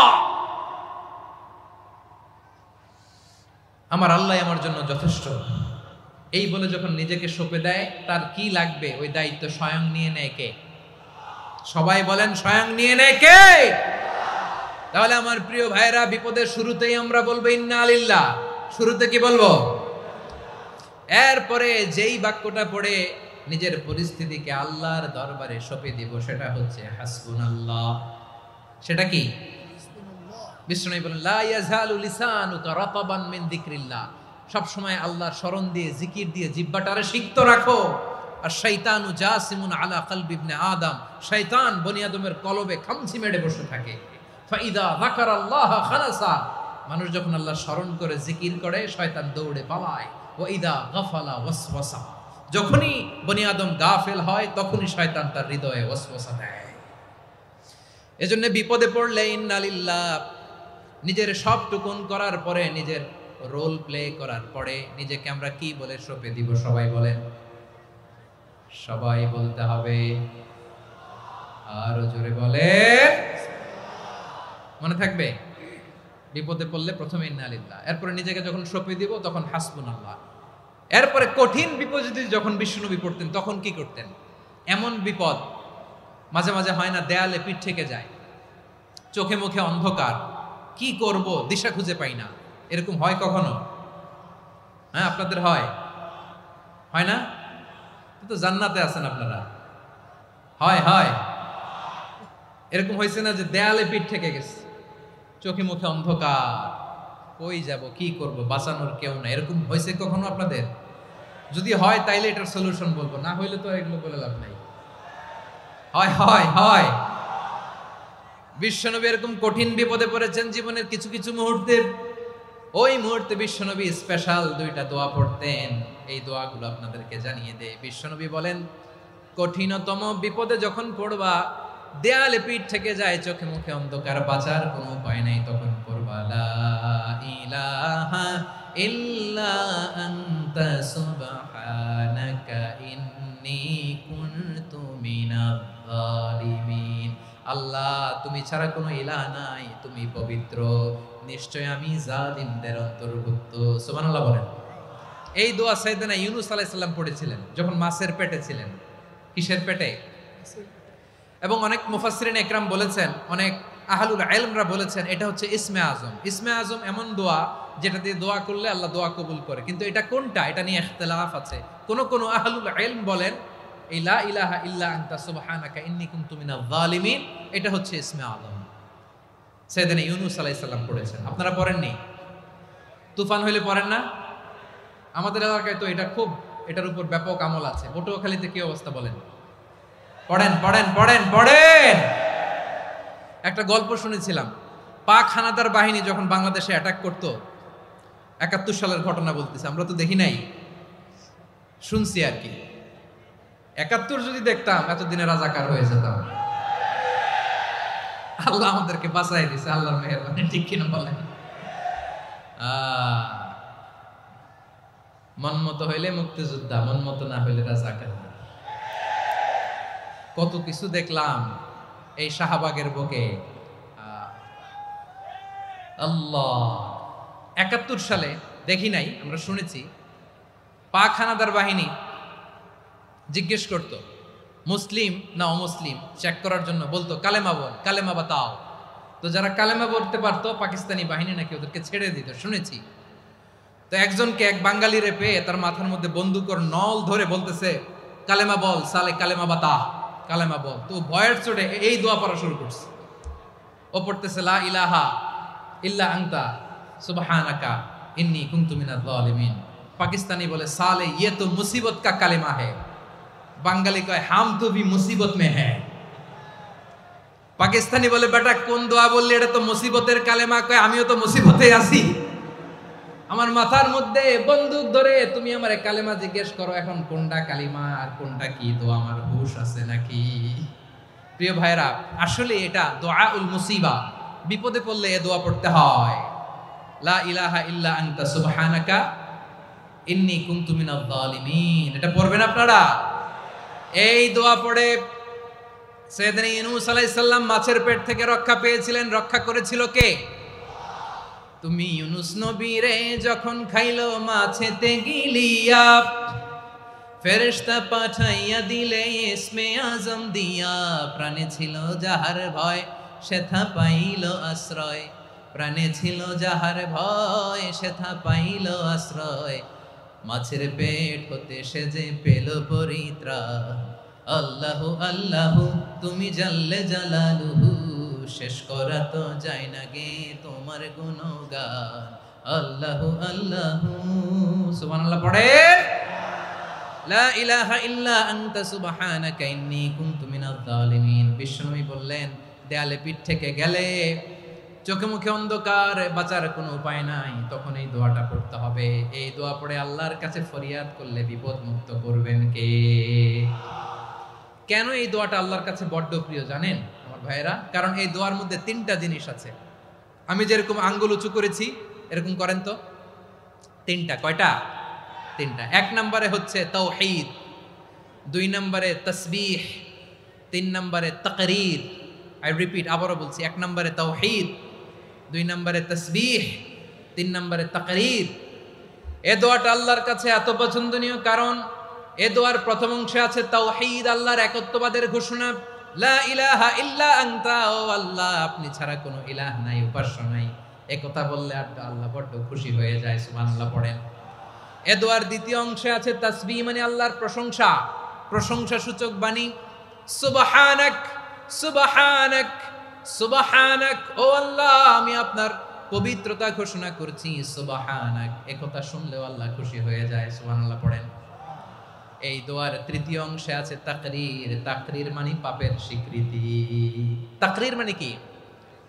তাকরীর মানে পাপের স্বীকৃতি। এই দোয়ার তৃতীয় অংশে আছে ইন্নী কুনতু মিনাল জালিমিন, ও আল্লাহ আমি জালিমদের অন্তর্ভুক্ত। আল্লাহ আল্লাহ আমি জালেম, আল্লাহ আমি ভুল করেছি, অন্যায় করেছি, আল্লাহ আমি জালেমদের অন্তর্ভুক্ত। এই পাপের স্বীকৃতি, অ্যাকনোলেজমেন্ট আল্লাহ বড্ড পছন্দ করে। যখন আল্লাহর কাছে আপনি ছোট হবেন, ছোট হতে হতে যত ছোট হবেন ওই দৃশ্যটা দেখতে আল্লাহ বড্ড পছন্দ করে, সুবহানাল্লাহ বলেন। 3 নম্বর অংশ ইন্নী কুনতু মিনাজ জালিমিন, আল্লাহ আমি জালেমদের অন্তর্ভুক্ত। সাইয়েদনা আদম আলাইহিস সালাম ভুল করে যখন নিষিদ্ধ গাছের ফুল খেয়ে ফেললেন, ফল খেয়ে ফেললেন, আল্লাহ বললেন আদম ক্ষমা পেতে চাইলে তুমি আর হাওয়া মিলে স্বীকৃতি দাও, পাপের স্বীকৃতি। আর পড়ো রব্বানা যালামনা আনফুসানা ওয়া ইল্লাম তাগফির লানা ওয়া তারহামনা লানাকুনান্না মিনাল খাসিরিন। ও আল্লাহ আমি আদম আর হাওয়া যালামনা আনফুসানা, আমরা আমাদের নফসের উপর বড্ড জুলুম করেছি। আল্লাহ ওয়া ইল্লাম তাগফির লানা ওয়া তারহামনা, আপনি যদি ক্ষমা না করেন, আপনি যদি দয়া পরবশ না হন, আপনি যদি রহম না করেন, আমরা তো ক্ষতিগ্রস্তদের মধ্যে শামিল হয়ে যাব। এই দোয়া করার সাথে সাথে সাইয়েদনা আদম আর হাওয়া আলাইহিস সালামকে ক্ষমা করে দিলেন কে? তাহলে এই দোয়ার 3 নম্বর অংশ তাকরীর, এটা আল্লাহ বড্ড পছন্দ করে। আমার কলিজার টুকরা ভাইয়েরা, গুনাহ করে শিকার যেতে হবে, এটা আল্লাহ ভালোবাসেন। সাইয়েদনা আবু বকর রাদিয়াল্লাহু তাআলা আনহু বিষ্ণু ইসা ইসলামকে বললেন, ইয়া রাসূলুল্লাহ আল্লিমনি দুআআন আদউ বিহি ফি সলাতি। নবী হে, আপনি আমার এমন একটা স্পেশাল দোয়া শিখায়া দেন যে দোয়াটা আমি নামাজে পড়ব। নবী বললেন, তাহলে তুমি পড়ো, আল্লাহুম্মা ইন্নী যালামতু নাফসি যুলমান কাসীরান ওয়া লা ইয়াগফিরুয যুনুবা ইল্লা আনতা ফাগফিরলি মাগফিরাতাম মিন ইনদিকা ওয়ারহামনি ইন্নাকা আনতাল গফুরুর রহিম। সুবহানাল্লাহ। সালাম ফিরানোর আগে পড়েন, কথা কয় না, পড়েন পড়েন। ও আবু বকর, নামাজে যদি দোয়া করতে মনে চায় এই দোয়াটা পড়বা, আল্লাহুম্মা ইন্নী যালামতু নাফসি, আল্লাহ জুলুম করেছি আমার নফসের উপর, যুলমান কাসীরা, অনেক জুলুম, ওয়া লা ইয়াগফিরুয যুনুবা ইল্লা আনতা, আপনি ছাড়া এই জুনুব, এই পাপ ক্ষমা করার দ্বিতীয় কোনো রব নাই। আছে? আল্লাহ ছাড়া আমাদের গুনাহ আর কে কে ক্ষমা করতে পারে বলেন তো? কে পারে? কে? এজন্য আল্লাহরে বলবেন, আল্লাহ আমি ছাড়া তোমার গোলামের অভাব নাই, ও আমার রব আমি ছাড়া এই জমিনের বুকে তোমার গোলামের অভাব নাই, কিন্তু তুমি ছাড়া তো আমার দ্বিতীয় কোনো রব নাই। পারবেন বলতে? পারবেন? চোখের পানি ছেড়ে আল্লাহরে বলবেন, আল্লাহ তুমি আমার রব, তুমি আমার সব। কি বলবেন? আল্লাহ আমারে রব। সবাই বলুন, আল্লাহ আমারে রব, দমে দমে তনু মনে তারি অনুভব, আল্লাহ আমারে রব। আল্লাহরে বলেন, আল্লাহ তুমি আমার রব, তুমি আমার সব। আল্লাহ আমি ছাড়া এই জমিনে তোমার গোলামের অভাব নাই, তুমি ছাড়া আমার দ্বিতীয় কোনো রব নাই। এ কথা বলে চোখের পানি ছেড়ে আল্লাহরে স্বীকৃতি দেন, আল্লাহ আমি পাপী, আল্লাহ জামিনে আমার চেয়ে বড় পাপী আর কেউ নাই। অজু করে সিজদায় লুটিয়ে পড়ে চোখের পানি ছেড়ে আল্লাহরে পাপের স্বীকৃতি দেন, আল্লাহ এমন কোন জুলুম নাই, গুনাহ নাই আমি করি নাই, সগীরা কবিরা, জেনে না জেনে, ইচ্ছায় অনিচ্ছায়, শিরকি বেদাতি সব গুনাহ করেছি। আল্লাহ আকাশের নিচে জমিনের উপরে আমার চেয়ে বড় গুনাহগার আর কেউ নাই। চোখের পানি ছেড়ে আল্লাহরে বলেন, আল্লাহ আমি ছাড়া তোমার গোলামের অভাব নাই, তুমি ছাড়া আমার দ্বিতীয় কোনো রব নাই, তুমি ছাড়া তো কেউ আমার গুনাহ ক্ষমা করার নাই, তুমি আমার রব, তুমি আমার সব। বলতে পারবেন? এই তাকরীর আমার পটুয়াখালীর ভাইয়া, এই স্বীকৃতিটা দেখতে আল্লাহ বড্ড ভালোবাসে, কারণ আমরা সবাই গুনাহগার, আমরা সবাই কি? বিশ্বনবী বলেন, কুল্লুকুম খাত্তাউন, আ বানি আদম তোমরা সবাই পাপী। সবাই কি? সবাই পাপী। আমরা সবাই পাপী, আপন পাপের বাটখারা দিয়ে অন্যের পাপ মাপি। আমরা যে পাপী এটা ভাবতে মনে চায় না কারো, খালি অন্যের পাপ দেখি আমরা, এটা ভুল। ওর এই পাপ, ও পাপী, ও জালেম, ও জাহান্নামী, এরকম একটা টেন্ডেন্সি। আমার যে কি হালাত এটার খেয়াল নাই। খেয়াল করতে হবে যে আমি সবচেয়ে বড় পাপী, ঠিক কিনা বলেন? পাপ করি নাই এমন কেউ আছি? হ্যাঁ আছি, আছি। কেউ না জানলেও জানে কে আমার পাপের ঘটনা? পৃথিবী না জানুক আমি তো জানি, আমি কি পাপ করেছি হায়। ও আমার কলিজার টুকরা ভাইরা, মাথাটাকে নিচু করে জীবনের সব গুনার ফিরিস্তিগুলো একটা একটা করে স্বীকার করে আল্লাহরে বলেন, আল্লাহ আমি পাপী, আল্লাহ আমার চেয়ে বড় পাপী এই দুনিয়াতে কেউ নাই, আকাশের নিচে জমিনের উপরে আমার চেয়ে বড় পাপী কেউ নাই। একটা একটা করে আল্লাহ স্বীকার করি আমি পাপী, সব পাপের স্বীকৃতি দিলাম। পৃথিবী না জানুক আমি তো জানি, আমি কি পাপ করেছি হায়। আমার পাপের করলে বিচার, বাঁচার আমার নাই উপায়। দয়াময় তুমি মাফ করো আমায়, মাফ করো আমায়। আল্লাহ তাআলা যদি দয়া করে আমাদেরকে মাফ না করে, আমাদের বাঁচার কোনো উপায় নাই। আপনি কি ভেবেছেন আপনার নামাজ দিয়ে আপনি জান্নাতে যাবেন? আপনি তাহাজ্জুদ গুজার, সেজদা দিতে দিতে কপালে দাগ ফেলেছেন, এটা আপনারা জান্নাতে নেবে না? আপনি এলাকার সবচেয়ে বড় হাতেম তাই দানশীল, এই দানের ভরসায় বসে আছেন, কশিন কালো না। আমাদের নামাজ, আমাদের রোজা, আমাদের ইবাদত, এগুলোকে মিজানের পাল্লায় উঠালে কোনো ওজনই হবে না। তবে আমাদের একটা কৌশল জানা আছে, আমরা আল্লাহর রহমতের ভিখারি।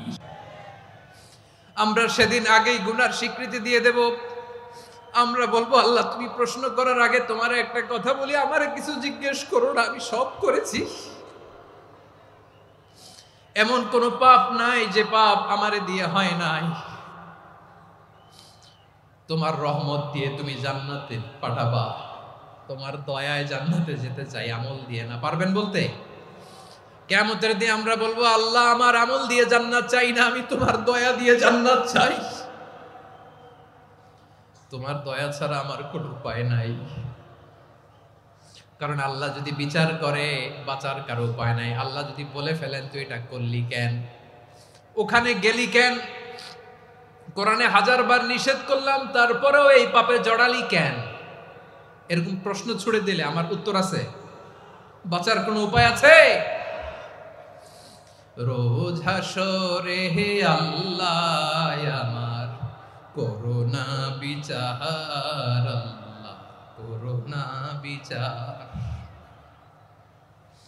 বিচার চাহি না তব দয়া চাই, এ গুনাহগার,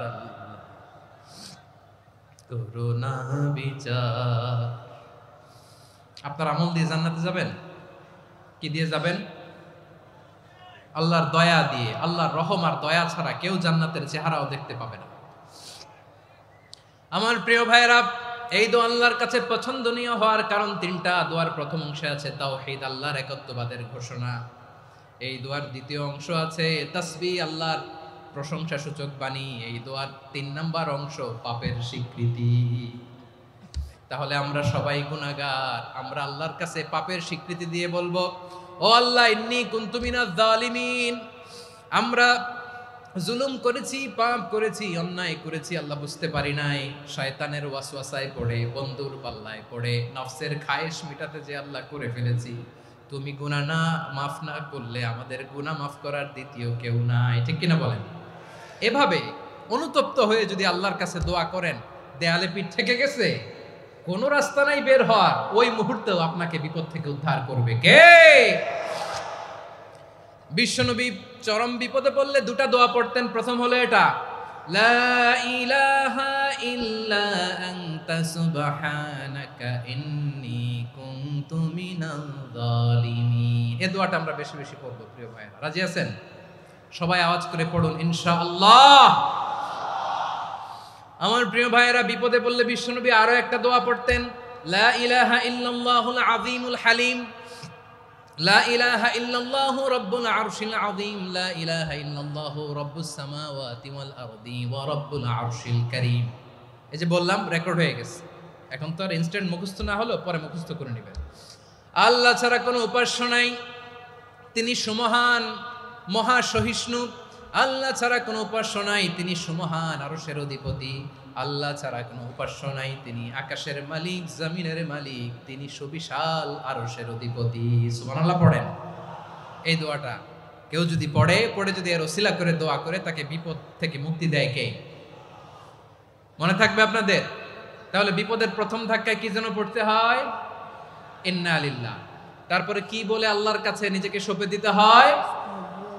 দেয়ালে পিঠ থেকে গেলে লা ইলাহা ইল্লা আনতা সুবহানাকা ইন্নী কুনতু মিনাজ জালিমিন। 2 নাম্বার হচ্ছে লা ইলাহা ইল্লাল্লাহুল আযীমুল হালিম, লা ইলাহা ইল্লাল্লাহু রাব্বুল আরশিল আযীম, লা ইলাহা ইল্লাল্লাহু রাব্বুস সামাওয়াতি ওয়াল আরদি ওয়া রাব্বুল আরশিল কারীম। মনে থাকবে? ইনশাআল্লাহ বলেন সবাই, আওয়াজ করে সবাই ইনশাআল্লাহ। অনেক সময় এমন হয়, হঠাৎ বিপদের সম্মুখীন হই আমরা, রেডি হয়ে বের হয়েছে অফিসে, হঠাৎ অ্যাক্সিডেন্টে পড়ে যাই, হঠাৎ পেটের ব্যথায় অজ্ঞান, এরকম হয় না? আপনাদের হয় না?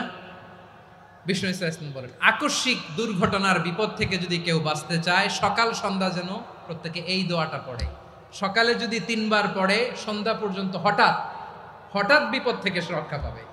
Two be protected from sudden calamity, sudden disaster, sudden calamity, হঠাৎ বিপদ, হঠাৎ ভয়ঙ্কর কোন আকস্মিক বিপদ থেকে আল্লাহ বাঁচায় দিবে। সকালে পড়লে সন্ধ্যা পর্যন্ত প্রোটেক্টেড, সন্ধ্যাবেলায় যদি 3 বার পরে সকাল পর্যন্ত প্রোটেক্টেড। সুবহানাল্লাহ পড়ে। দোয়াটা কি? দোয়াটা হচ্ছে বিসমিল্লাহিল্লাযী লা ইয়াদুররু মা ইসমিহি শাইউন ফিল আরদি ওয়ালা ফিস সামাই ওয়া হুয়াস সামিউল আলিম। ছোট না? অনেক ছোট, মুখস্থ করবেন। বিসমিল্লাহিল্লাযী লা ইয়াদুররু মা ইসমিহি শাইউন ফিল আরদি ওয়ালা ফিস সামা।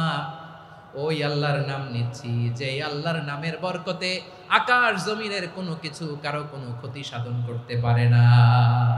তিনি সর্বশ্রোতা, সর্বজ্ঞ। সুবহানাল্লাহ পড়েন। পড়বেন এই দোয়াটা, বিসমিল্লাহিল্লাযী লা ইয়াদুররু মা ইসমিহি শাইউন ফিল আরদি ওয়ালা ফিস সামাই ওয়া হুয়াস সামিউল আলিম। ফজরের পরে 3 বার, মাগরিবের পরে 3 বার যদি কেউ পড়ে, প্রোটেক্টেড, যে কোনো হঠাৎ বিপদ থেকে প্রোটেক্টেড। প্রোটেক্ট করেন কে? ওই আল্লাহর নাম নিচ্ছি যে আল্লাহর নামের ওসিলায় আকাশ জমিনের কোনো কিছু কোনো ক্ষতি করতে পারে না। সুবহানাল্লাহ পড়েন। আচ্ছা, এবার আমাদের জীবনে দুশ্চিন্তা আছে না নাই বলেন? Tension, hyper tension, anxiety, depression, চিন্তা, টেনশন নাই এরকম কে কে আছে দেখি? হাত তোলেন। ওই যে হাত তুলছে এক আল্লাহর ওলি, ওই যে। টেনশন নাই তোমার? মাশাআল্লাহ। ও না বুঝে তুলছে, জোকের চোটে, জোশের ঠেলায় ধাক্কায় তুলে ফেলছে। সবার জীবনে টেনশন আছে না নাই? এই দুশ্চিন্তা, পেরেশানি, মারাত্মক পেরেশানি থেকে মুক্তি পাওয়ার জন্য বিষ্ণু ইসলাম 2টো দোয়া পড়তেন। কয়টা? অনেকগুলো পড়তেন। স্পেশাল 2টো দোয়া আজকে আপনাদের শিখায়া যাব, শুনবেন না? কষ্ট হচ্ছে? সংক্ষিপ্ত মুনাজাত দিয়ে দেই। ওরে আল্লাহ, আমি তো 9:30 ক্রস করে ফেলছি মাসুদ ভাই, খেয়াল করে নেই। আরো কয়েক মিনিট? ঠিক আছে, ঠিক আছে। পেরেশানিতে পড়লে, টেনশনে পড়লে এই দোয়াটা, প্রিয় ভাইরা, বিষ্ণু ইসলাম যখন খুব বিপদে পড়তেন, দুশ্চিন্তা ওনাকে ঘিরে ধরতো, উনি পড়তেন ইয়া হাইয়ু ইয়া কাইয়ুম বিরহমাতিকা আস্তাগীথ, ইয়া হাইয়ু ইয়া কাইয়ুম বিরহমাতিকা আস্তাগীথ, ইয়া হাইয়ু ইয়া কাইয়ুম, হে শাশ্বত অবিনশ্বর, হে চিরঞ্জীব, বিরহমাতিকা আস্তাগীথ, তোমার রহমতের উসিলায় তোমার কাছে ফরিয়াদ করি। এটা পড়তেন। আবার আরেক বর্ণনায় এসেছে ইয়া হাইয়ু ইয়া কাইয়ুম বিরহমাতিকা আস্তাগীথ আসলিহ লি শা'নি কুল্লাহু ওয়ালা তাকিলনি ইলা নাফসি তরফাতা আইন। আসলিহ লি শা'নি কুল্লাহ, আল্লাহ আমার সবকিছু আপনি সেটেল করে দেন। আমাদের সব ঝামেলা সেটেল করে দিতে পারে কে?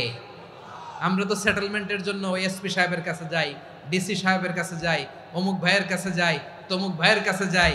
এই দোয়া পড়লে আরশের উপর থেকে আপনার ম্যাটার সেটেল করে দিবে কে? তাহলে পড়বেন ইয়া হাইয়ু, এ চিরঞ্জীব। হাইয়ু মানে চিরঞ্জীব, যিনি চিরকাল বেঁচে থাকবেন, মরবেন না। আল্লাহ মরবেন? তার কোনো লয় আছে? ক্ষয় আছে? সূরা রহমানে আল্লাহ বললেন কুল্লু মান আলাইহা ফানি ওয়া ইয়াবকা ওয়াজহু রাব্বিকা যুল জালালি ওয়াল ইকরাম ফাবিআইয়ি আলাই রাব্বিকুমা তুকাযিবান। জমিনে যা আছে সব ফান, ভ্যানিশ হয়ে যাবে, নিশ্চিহ্ন হয়ে যাবে, শেষ হয়ে যাবে, সব বিলুপ্ত হয়ে যাবে, একজন ছাড়া। জোরে বলেন তিনি কে? ইয়া হাইয়ু। আমার সাথে আওয়াজ করে পড়েন ইয়া হাইয়ু ইয়া কাইয়ুম ইয়া হাইয়ু ইয়া কাইয়ুম বিরহমাতিকা আস্তাগীথ আসলিহ লি শা'নি কুল্লা ওয়ালা তাকিলনি ইলা নাফসি তরফাতা আইন। এভাবে দোয়া করলে আপনাকে বিপদ মুক্ত করবে কে? এই দোয়াটা কেন পছন্দ আল্লাহর কাছে? কারণ এখানে আল্লাহর 2টা সুন্দর নাম আছে, গুণবাচক নাম, আল হাই, আল কাইয়ুম। এই 2টো নাম আছে এখানে। আবার এই 2টা আয়াতুল কুরসির অংশ। আয়াতুল কুরসির শুরু তো এটা আছে না নাই? হ্যাঁ, আছে না নাই? 3 নাম্বার কারণ এটা ইসমে আজম। কোন দোয়াটা ইসমে আজম? যে দোয়া ওসিলায় দোয়া করলে আল্লাহ দোয়া ফেরায় না। অনেকগুলো মত আছে, সবচেয়ে ভ্যালিড মত হচ্ছে এটা, ইয়া হাইয়ু ইয়া কাইয়ুম। এর ওসিলা দিয়ে দোয়া করলে দোয়া কবুল করে কে? 2 নম্বরে বিশ্বনবী মারাত্মক বিপদে পড়লে আরেকটা দোয়া পড়তেন, আল্লাহুম্মা ইন্নী আবদুক, আগে দোয়াটা পড়ি শুনেন। আল্লাহুম্মা ইন্নী আবদুক ওয়া ইবনু আবদিক ওয়া ইবনু আমাতিক নাসিয়াতি বিয়াদিক মাদিন ফিয়া হুকমুক আদলুন ফিয়া কাদাউক আসআলুকা বিকুল্লি ইসমিন হুয়া লাক সাম্মাইতা বিহি নাফসাক আও আনসালতাহু ফি কিতাবিক আও আল্লামতাহু আহাদাম মিন খালকিক আও ইস্তা'সারতা বিহি ফি ইলমিল গায়বি ইনদাক আন তাজআলাল কুরআনা রাবিআ কলবি ওয়া নূরা সাদরি ওয়া জালাআ হুজনি ওয়া যাহাবা হাম্মি। সুবহানাল্লাহ পড়েন। বিষ্ণুই বলতেন আল্লাহুম্মা ইন্নী আবদুক, ও আল্লাহ আমি আপনার গোলাম, ওয়া ইবনু আবদিক গোলামের ঘরের গোলাম, ওয়া ইবনু আমাতিক বাদির ঘরের গোলাম। মানে আল্লাহ আমি আপনার গোলাম, আমার বাবা আব্দুল্লাহ ছিল আপনার গোলাম, আমার মা আমিনা ছিল আপনার বাদী। মানে আমরা গোলাম বংশের সব গোলাম। নিজের এর চেয়ে আর ছোট করে আল্লাহর কাছে উপস্থাপন করা যায় আমার ভাইরা? কথা কি বুঝতেছেন? নিজেকে এর চাইতে ছোট নগণ্য আর তুচ্ছ করে আল্লাহর সাথে প্রেজেন্ট করা যায়? বিশ্বনবী বললেন ও আল্লাহ আমি আপনার গোলাম, গোলামের ঘরের গোলাম, দাসীর ঘরের গোলাম, নাসিয়াতি বিয়াদিক আমার মাথার চুলের ছুটি আপনার হাতের মুঠোয়, আপনি ডানে টান দিলে আমি ডানে যেতে বাধ্য, আপনি বাঁয়ে টান দিলে বাঁয়ে যেতে বাধ্য। সুবহানাল্লাহ বলেন। পিছনে দুই একজন ভাই দাঁড়ালেন কেন? হ্যাঁ বসুন, জায়গা চেঞ্জ করতেছে, সেই দুপুর থেকে বসে আছে আমি জানি মাশাআল্লাহ। কেউ দু একজন বেরিয়েছে গ্যাপ পূরণ করতেছে মাশাআল্লাহ। পড়েন সুবহানাল্লাহ আলহামদুলিল্লাহ লা ইলাহা ইল্লাল্লাহু মুহাম্মাদুর রাসূলুল্লাহ সাল্লাল্লাহু আলাইহি ওয়াসাল্লাম। বিশ্বনবী বললেন আল্লাহ আমার মাথার চুলের ঝুঁটি আপনার হাতের মুঠোয়। আচ্ছা এইভাবে কাকে ধরা হয়? যে খুব ছোট, ঠিক কি না? নিজেকে কত ছোট করলেন বিশ্বনবী। ও আল্লাহ আমার মাথার চুলের ঝুঁটি আপনার হাতের মুঠোয়, আপনি ডানে টানলে আমি ডানে যাব, বাঁয়ে টানলে বাঁয়ে যাব। আল্লাহ আসআলুকা বিকুল্লি ইসমিন হুয়া লাক নাসিয়াতি বিয়াদিক মাদিন ফিয়া হুকমুক, আপনার নির্দেশ আমার উপর কার্যকর হবেই হবে। আদলুন ফিয়া কাদাউক, আপনার ফয়সালা যেই ফয়সালাই আপনি আমার জন্য করেন এটাই ইনসাফ। সুবহানাল্লাহ বলেন। আমরা আল্লাহর ফয়সালায় সন্তুষ্ট হতে চাই না। কত কমপ্লেইন, আল্লাহ তুমি এটা দিলা না, ওইটা পাইলাম না, ওইটা হইল না রে, এরকম অভিযোগ কমপ্লেইন আমাদের আছে না নাই? আর বিশ্বনবী বলতেন আদলুন ফিয়া কাদাউক, আল্লাহ আমার জন্য তোমার যেটা ফয়সালা এটাই সবচেয়ে শ্রেষ্ঠ ইনসাফ, এর চেয়ে ইনসাফ আর হতে পারে? এভাবে কায়মান বাক্যে আল্লাহর কাছে বিশ্বনবী দোয়া করতেন। এরপরে বিশ্বনবী বললেন আল্লাহ তোমার যত নাম আছে সব নামের ওসিলায় দোয়া করি, যে নাম তুমি আমাদেরকে জানিয়েছো, যে নাম তুমি আমাদেরকে জানাও নাই, যে নাম তুমি কোরআনে নাজিল করেছো, যে নাম নাজিল করো নাই, যে নাম শুধু নবীদেরকে জানিয়েছো। আর আল্লাহর এমন কিছু চমৎকার চমৎকার সুন্দর সুন্দর নাম আছে, এই নামগুলো রব্বুল আলামিন কাউকে জানাবে না। সুবহানাল্লাহ বলেন। আমরা তো 99 নাম জানি, 100 নাম জানি আল্লাহ, কিন্তু আল্লাহর এমনও কিছু নাম আছে যেগুলো আল্লাহ বিশ্বনবীরও জানায় নাই।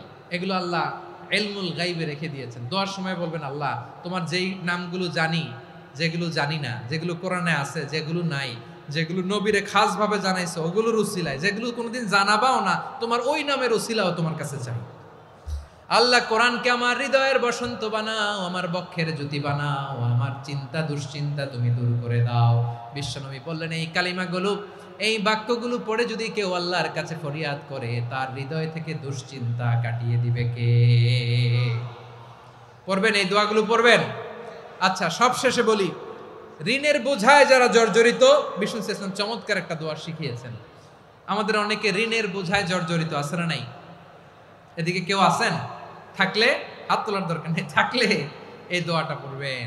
এক সাহাবীর নাম আবু উমামা, নামাজের ওয়াক্ত ছাড়া উনি মসজিদে যেয়ে বসে আছে। বিশ্বনবী বললেন কি রে আবু উমামা, নামাজের তো ওয়াক্ত হয় নাই, মসজিদে কি? সাহাবী বলে হুমুমুন লাজিমাতনি ওয়া দুয়ুন, নবী গো ঋণের বোঝায় এমন টেনশনে আছি ঘরে থাকতে পারলাম না, মসজিদে চলে আসছে। বিশ্বনবী বলেন আমি কি তোমার এমন একটা দোয়া শিখাবো যেটা পড়লে আল্লাহ তাআলা তোমার ঋণের বোঝা হালকা করে দিবে? আবু উমামা বললেন ইয়া রাসূলুল্লাহ অবশ্যই শিখাবেন। বিশ্বনবী বললেন তাহলে তুমি পড়বা আল্লাহুম্মা ইন্নী আউযু বিকা মিনাল হাম্মি ওয়াল হাযান ওয়া আউযু বিকা মিনাল জুবনি ওয়াল বুখল ওয়া আউযু বিকা মিন গালাবাতিদ দাইনি ওয়া কাহরির রিজাল।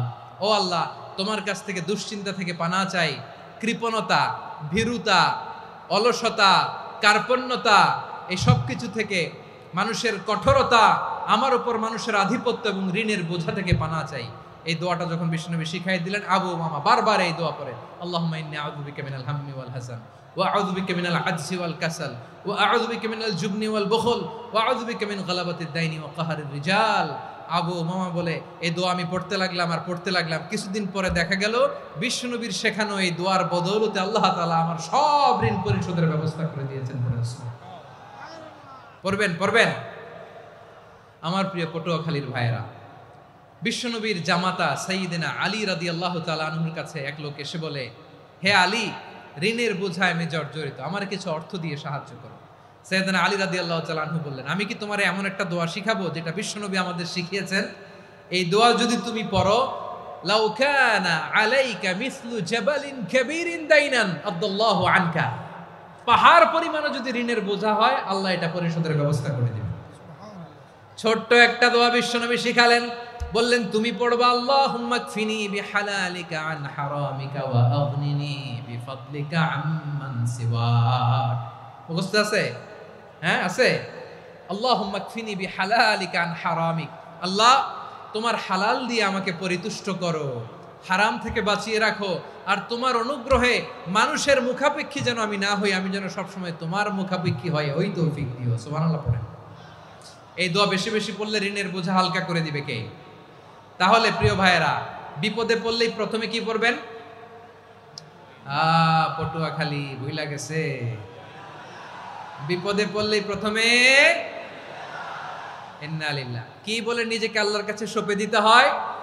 হাসবুনাল্লাহ। চরম বিপদে দেয়ালে পিঠ থেকে গেছে, তখন লা ইলাহা ইল্লা আনতা সুবহানাকা ইন্নী কুনতু মিনাজ জালিমিন। এরপরে লা ইলাহা ইল্লাল্লাহুল আযীমুল হালিম, এই দোয়া। আকস্মিক বিপদ, হঠাৎ যেন কোনো বিপদ আমাকে পেয়ে না বসে, এটার জন্য বিসমিল্লাহিল্লাযী লা ইয়াদুররু মা ইসমিহি শাইউন ফিল আরদি ওয়ালা ফিস সামাই ওয়া হুয়াস সামিউল আলীম। সকালে 3 বার, রাতে 3 বার। আর মারাত্মক tension, hyper tension, anxiety, depression থেকে বাঁচার জন্য 2 দোয়া, ইয়া হাইয়্যু ইয়া কাইয়্যুম, ইয়া হাইয়্যু ইয়া কাইয়্যুম, মনে থাকবে? আর আল্লাহুম্মা ইন্নী আবদুক, এই দোয়া।